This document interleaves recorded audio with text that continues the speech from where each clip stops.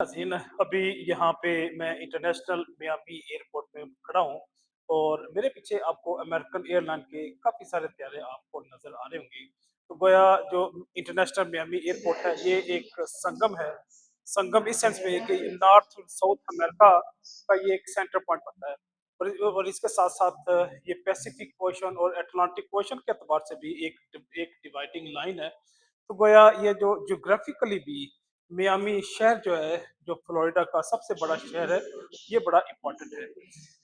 इसके साथ-साथ अगर हम इसकी हिस्ट्री देखें, क्योंकि किसी भी कौम की, किसी भी मुल्क की और किसी भी इलाके की जो तारीख है, वो बड़ी इम्पोर्टेंट होती है। तो तारीखी एतबार से जो लफ़्ज़ मियामी है, वो अल्गोंकन जो लोकल यहाँ पे ट्राइब थे, जो सदियों से आबाद थे, उनकी ज़ुबान में इस लफ्ज़ का इसका जो लफ्ज़ी मतलब है, वो है बिग वाटर, क्योंकि वो लोग जब अ, ऊपर से मीन नॉर्थ से ट्रैवल करते हुए जब जॉर्जिया को उन्होंने क्रॉस किया, ऊपर से वर्जीनिया को और उससे भी ऊपर अगर देखें तो मिशिगन को वो जब पास करते हुए यहाँ पे आए तो उन्होंने देखा कि ये तो बहुत बड़ा पानी है।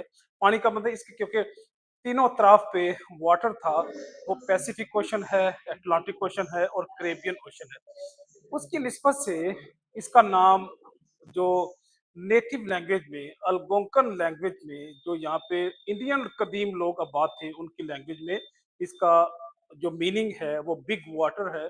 इस बिग वाटर की निस्बत से इस इलाके का नाम मियामी आ गया। इसके साथ साथ अगर हम फ्लोरिडा का नाम भी हमें अंडरस्टैंड करना चाहिए कि ये नोमेनक्लेचर कहाँ से आ गया।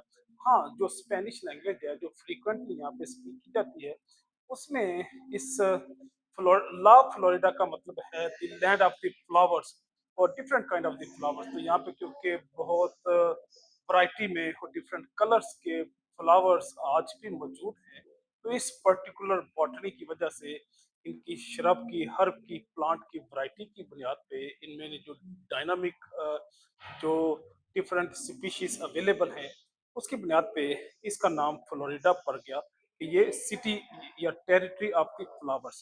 तो गोया ये मियामी का और फ्लोरिडा का अपना ना सिर्फ एक तारीखी पस मंज़र है बल्कि इसके साथ साथ इनका जो जोग्राफिकल वैल्यू भी है और इस ज्योग्राफिकल वैल्यू से इन्होंने यहाँ के लोगों ने भरपूर फायदा उठाया।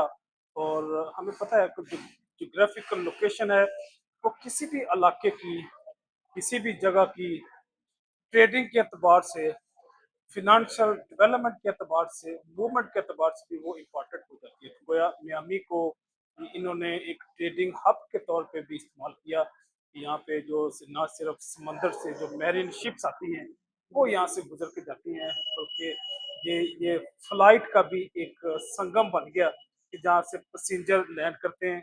उसके बाद छोटे छोटे जो जेट्स एयर जेट्स हैं उसमें डिवाइड करते हुए ये अमेरिका की और कनाडा की डिफरेंट स्टेट्स में ये चले जाते हैं।